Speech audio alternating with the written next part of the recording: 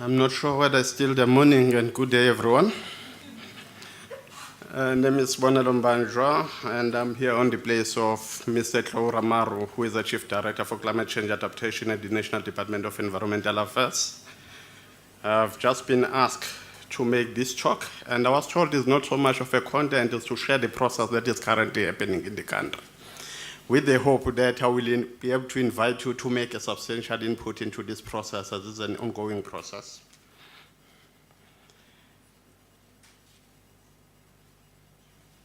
Okay. That's just an overview of this presentation. I'm looking at the purpose, policy context, and I'll be looking at various international agreements as how to link. And then basically is to share a story at how far, where do we come from with this process, and where are we going, and really what we would like to find out from you, what can you help us with? We wanted to share the process of developing national adaptation strategy, and also wanted to request your input into this process. But also we have to locate this work within the broader context. And I think since I've been listening this morning, I've had a lot of COP17 linked to biodiversity. And this time around, I'm trying to twist a thing around, is looking at COP in relation to what's happening within the climate change space and how that international context has influenced the work that we are doing. Maybe to be just upfront, we talk of national adaptation strategy in South Africa. But in the international context, we talk of countries developing what they call their national adaptation plans. And South Africa decided it's going to develop the national adaptation strategy. And in the process of international reporting and to conform, it will use its national adaptation strategy as its national adaptation plan. This work is informed by this context, South Africa being a signatory to United Nations Framework on Convention on Climate Change, and also adoption of Kyoto Protocol at UNFCCC meetings in Japan 1997. But I think I will stick to very specific COPs that sort of guided this work. That's a COP16 outcomes in Cancun, where in that actually there was a voluntary decision and a voluntary mechanism that was devised there for countries to develop what we refer to as their national adaptation plans.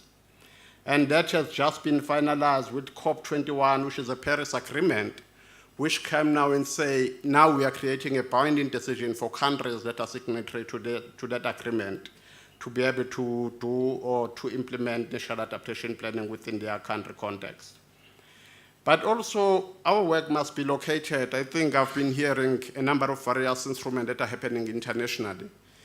A number of these various instruments, if you look at United Nations Convention to Combat Desertification, and I think today we talk of drought in South Africa and all other issues, they would speak, some element that speak to climate change adaptation, and what is significant is how does that link with the broader national adaptation strategy? That's a challenge that we have to create and a platform that we have to try and address. Also, Convention on Biological Diversity, also we have to make sure that because there's a specific articulation that speaks to national adaptation on that context, how do we use the overall national adaptation strategy in a way that helps us as well to conform and align these different MIAs, which is multilateral agreements that we have. And also the commitment that come with the Millennium Development Goals, which there is a specific article and a specific provision that speak to climate change adaptation as countries that we need to, what we need to do.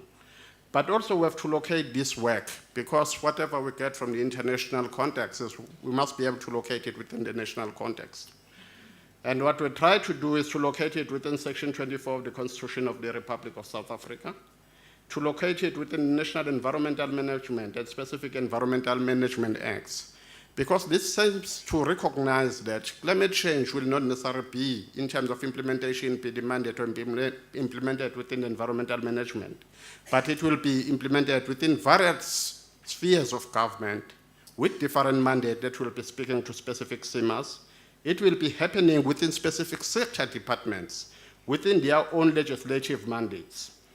Also, we have to locate that within the National Development Plan 2030 vision, which make a specific provision for the national adaptation strategy for South Africa, which is built within that context. But also, not only to think that as a commitment, is also to think if we're to drive the National Development Plan 2030 vision, what does it mean? What does it mean, considering the climate factors that are coming today? And what will we need to put in place in terms of adaptation measures to be able to respond to that? But what's more of a Bible is the National Climate Change Response White Paper, which is more of a policy framework for climate change in South Africa. We speak broadly to climate change.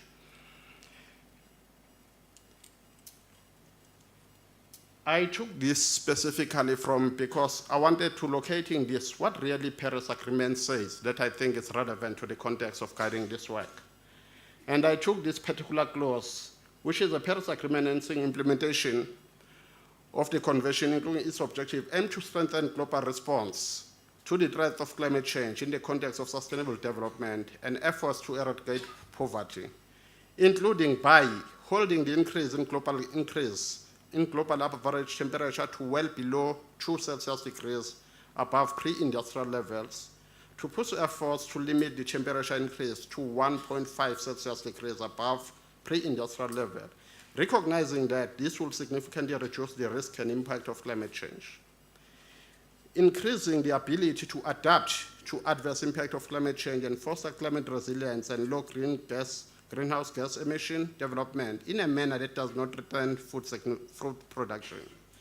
Making financial flows consistent with the pathway toward a low greenhouse gas emission and climate resilient development. The reality that is because based on this, what that said, we have got a global goal in terms of temperature, and we are saying that's what we are targeting, below 2 Celsius degrees.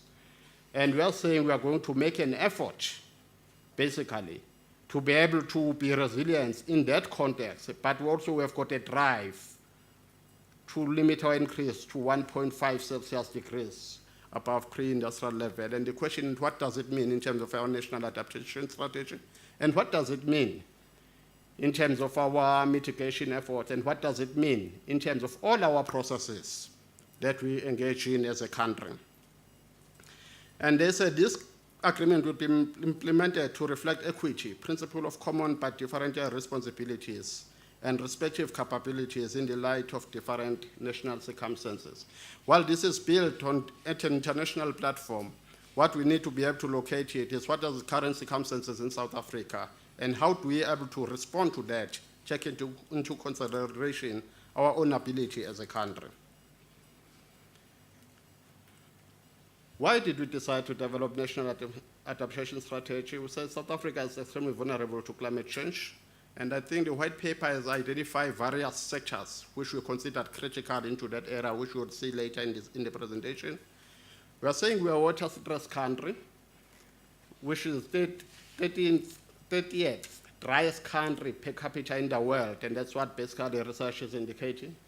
There's high level of climate variability already, and I think what we're expecting, and I'm told, as the weather predictors and climate forecasters are saying, we might be expecting a lot of floods in this coming year, or with it probably toward next year. But also, what we have already faced is already drought, which we are still dealing with today. And climate change threatens socio-economic development in all sectors. And men living in poverty are particularly vulnerable. Policy, legislation, framework, and institution will need guidance. How do we change this situation?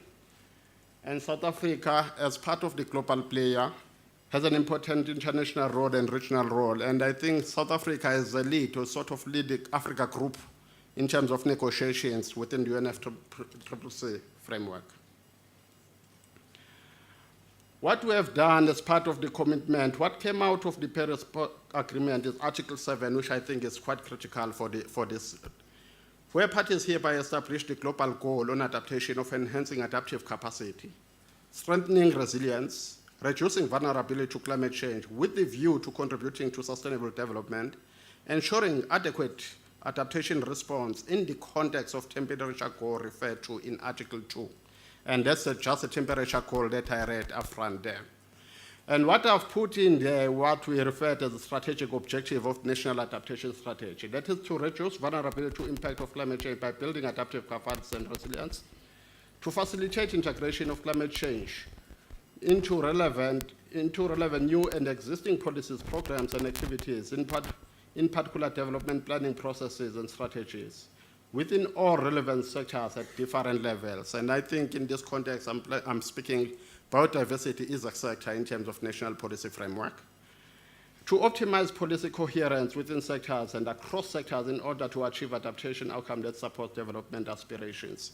That basically is to recognize that as each department or each sector is striving to adapt to climate change, focusing on its goal, its own sector growth, whatever it does has a bearing on other sectors.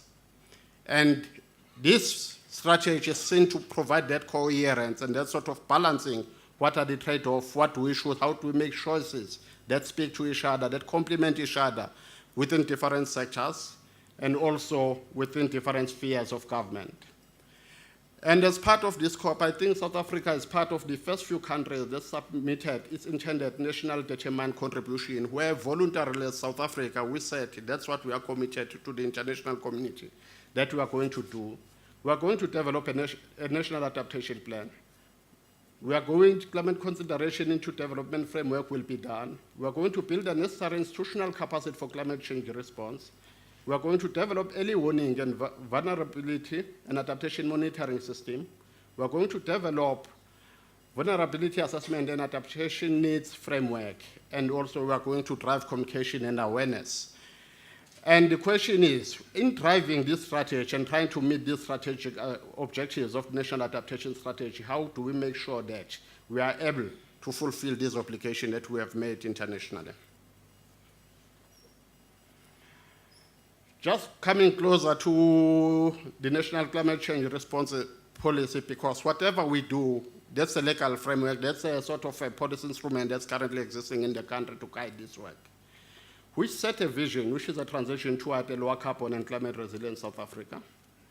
And in terms of climate resilience, which I think my presentation is a bit biased toward this side, which is to make climate change impact through intervention that build and sustain South Africa's social, economic, and environmental resilience. But also there is this component, which is to make a fair contribution to global effort to stabilize greenhouse gas consumption. We speak more to climate change mitigation efforts of the country. And it's set out sort of basic principle approach of how do we go about doing that. We say our processes must be developmental, they must be transformational and participatory, they must be need-driven and customized, they must be dynamic and evidence-based and ahead of science policy interface, so that all what you do must be influenced by science, must lead to informed decision-making, must take account balance and cost-effectiveness, must facilitate integration and alignment. And I just spoke of alignment with various MEAs and also alignment that need to happen within various sectors and also different spheres of government. And drawing from that policy, therefore, we said that component set the vision for the national adaptation strategy is a transition toward a climate resilient South Africa. And those are just the strategic objectives that I think I've just indicated up front. Now, in trying to do this work, there's a framework that has been provided by the UNFCCC to guide this work. But how do we go about doing this work? And we're saying we've got 4 elements there. That's laying the groundwork, preparatory elements, and this one, which is implementation strategies, reporting, monitoring, and review. And what you see there on the, what's saying, initiating and launching the next process, good countries are expected that to give legitimacy to this process, there must be an official process where government is committing to these efforts. Do stock taking, identifying available information on climate change vulnerability assessment, and assessing gaps and needs for enabling environment for the national adaptation planning process. We need to look what is it that we already have. I think South Africa is already doing a lot. You go to every sector department, there's a sector adaptation strategy that's already has been developed. If you look at various, especially metros in South Africa, there are various local government climate response strategies that has been developed in that context. There's research that is being done in that context, doing the stock taking of what is there so that we use that to build from. Address the gaps and weaknesses in undertaking national adaptation strategy. Comprehensive and iteratively development needs, and climate vulnerabilities. Basically, what we are hoping this process is an iterative process. It's going to interact because what's happening is that we are not starting from the beginning as they will lay there. South Africa's environment has changed such a way that it's informed by current existing system. There's already a process that's ongoing, and those processes are already informing this process. And this process, we are hoping also ultimately, it will further guide those processes. And we are responding, basically, we had an LGAs, which is work that is already there. It said what these are the sort of climate scenarios for South Africa. And what we have done already, there's already research work that has been done on long-term adaptation that's focusing on various sectors. It look at various adaptation scenarios for different sectors. Also what we do there, just this is an example of what could happen, basically, considering the climate risk where you said that's a current situation and just making an example of this being a grassland and looking at a low risk level, being shrinking and looking at a medium risk, shrinking further and so forth, and then you see more savanna on the other side. But those are just examples of what could be implemented and what's an implication actually of what we are even talking about today. And this basically sort of set the processes that we have followed. The journey started in 2014. And right now, we are sitting at a point where we've got a sort of a consolidated draft. It has gone various structures of government, of consultation. And what we have here, basically, it led to the first draft national adaptation strategy that has been loaded online.